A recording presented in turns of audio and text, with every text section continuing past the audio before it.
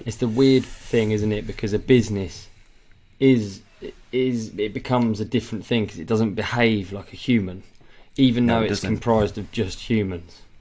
It's like it reaches a certain point, even though, however many people you got, it just is their decision what happens. You know, obviously there's a hierarchy, blah blah blah, but it is that group of people decide what goes on. But that group of people don't behave in the same manner that they do as individuals. So you end up making decisions like as if you're like a robot, or like you're like a the numbers don't make sense. More and money. Like, and that's money makes the world go round. Exactly. I know that. And it's super important to know what your core is. I actually think, not to get too philosophical, but like with anything, I actually think with anything to stay true to like your core and what your feelings are. That's why I like when people trust their gut and they do things that maybe don't make sense to everyone, but they make sense to them. I think that's really cool. And then when a business does that, I'm always like, fuck yeah, that's pretty cool. Yeah, like, I agree 100% with that. And it is easy to get distracted by the noise sometimes of other people telling you, which is why I think sometimes it's important to keep certain things to yourself. Also, maybe you just share certain things with your trusted people that understand you a little bit. Okay, so a good example would probably be with some of the ideas that we have for this podcast, right? If I share them with you because I know what you're like, you're just like, yeah, it's cool, or that's stupid, or whatever. But if I went ahead and shared some of that with some other friends, they'd be like, well, that's ridiculous, what you're doing, like, what a waste of time. But that could be the best thing, like the best idea, that you've not gone with it because someone who has no idea about what your actual long-term goal is or where this thing is, and the audience, they don't know, they just think it's stupid and you don't do it. So I think sometimes it's really important just to like keep it in and just, like you say, just go with your gut. That gut feeling is a real thing, right? Like, it's almost exactly you, the gut, isn't it? It's exactly you. Yeah. I always find it really interesting. I've probably got a shit filter anyway. I'm probably aware of that, and probably everyone listening to podcasts is aware of that.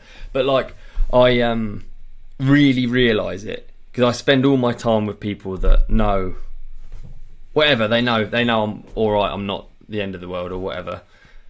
So I can come up with a shit idea.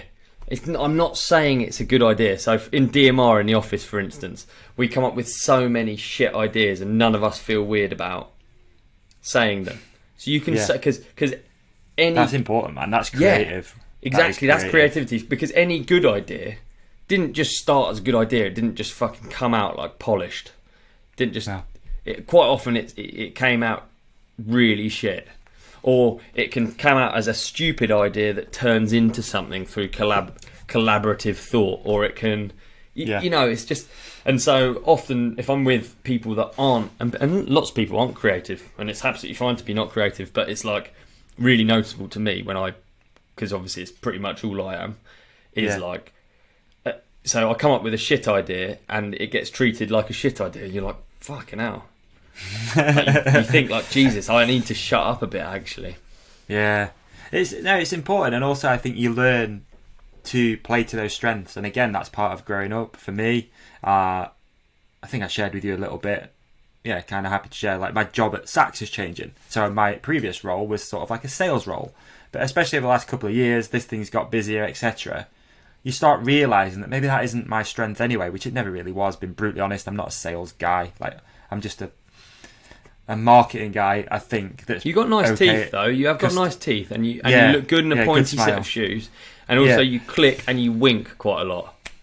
Click and winking is definitely that's helped grow quite brand sales, left, right, and centre for years. Yeah. Hey, can we do a round of applause by the way, because that's pretty cool.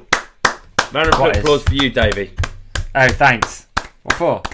It's good for the new job. Oh right, yeah. Okay, hyped for you, dude. It's well exciting. Yeah, but you just realise, don't you? Like, what are your actual skills? And you are not a career. You're not a career. You're not like your job. You are not a gardener, whatever. You're just always evolving, and it's important to listen to your gut and go, and also admit as well, man, at times, which is something I've had to do. You know what? I'm not good at this anymore. Yeah. Like, this isn't my skill set anymore. My skill set's over here, and if there's a position for me, then I think I'd be really good at it. Yeah. And I think that's important as well.